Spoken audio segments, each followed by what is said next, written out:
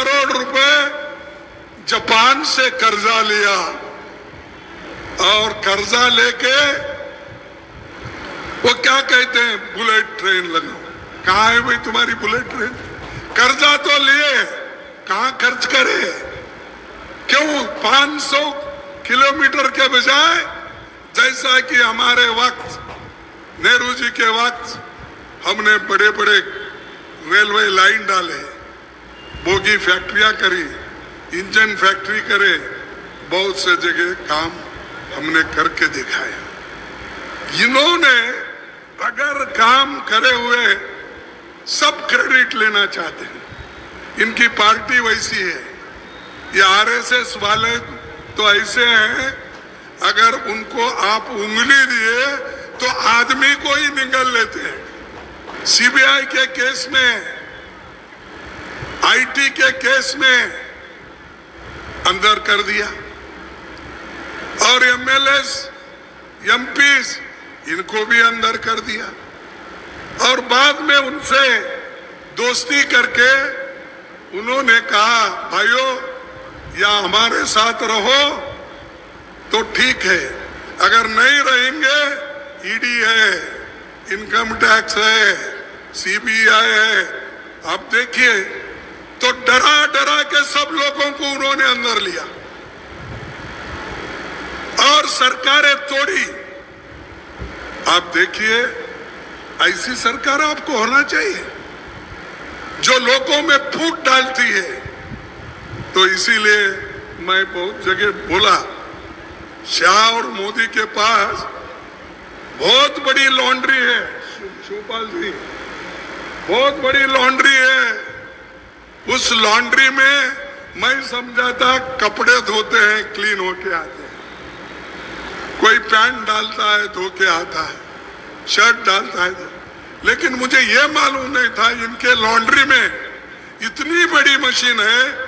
कलंकित आदमी को अगर उस वॉशिंग मशीन में डाले तो वो पवित्र होके क्लीन होके आता है। आदमी को धोने वाला मशीन मैं नहीं देखा। अगर आप कोई देखे हैं तो बताइए। तो ये कांग्रेस, समाजवादी पार्टी और अन्य कई दलों का ये इंडिया गठबंधन मिलकर के लड़ रहा है और हम आपको बताना चाहते हैं, अभी तक के 4 चरणों में जो चुनाव हुआ है और चारों चुनाव जनता ने इतना जन समर्थन दिया है, उससे भारतीय जनता पार्टी की हवाइयाँ उड़ी हुई हैं।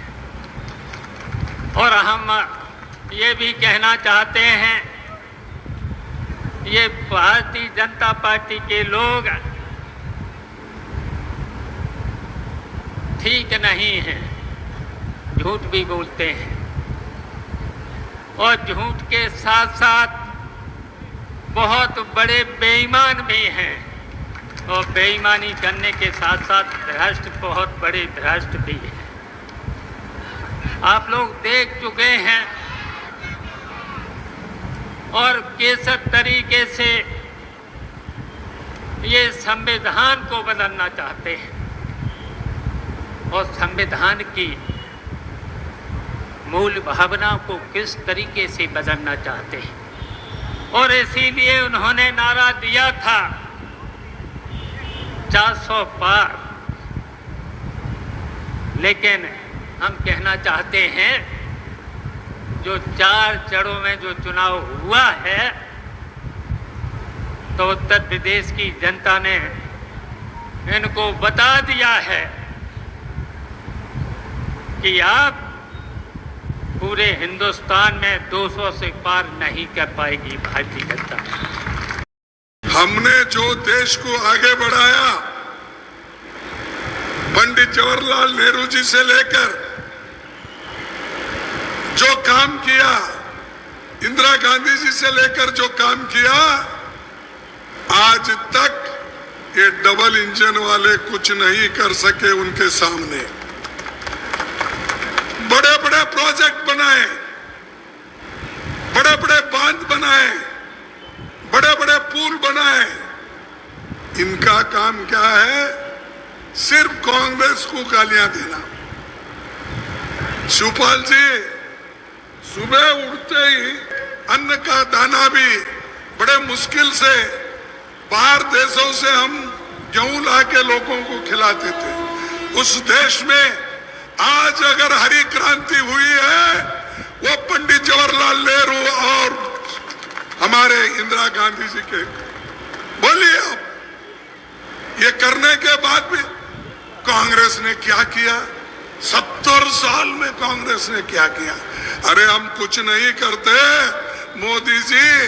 आज लोकतंत्र में आप प्रधानमंत्री बोल के बैठ नहीं सकते थे। आप जो बैठे हमारे वजह से। मोदी जी के जमाने में और यहाँ के चीफ मिनिस्टर्स आज चुप क्यों बैठे? महाराज के लिए तो मुद्दे की इतनी भरमार है कि पिछले 30 वर्षों से जनता हिसाब मांग रही।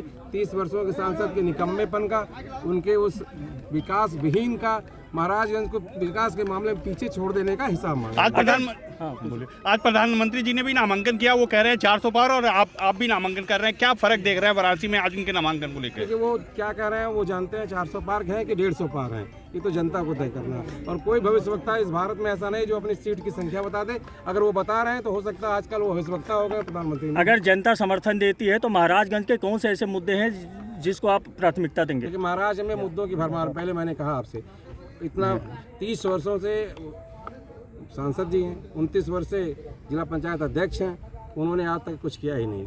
और 1989 का जिला है और रेल विहीन है, साथ ही साथ उद्योग विहीन है।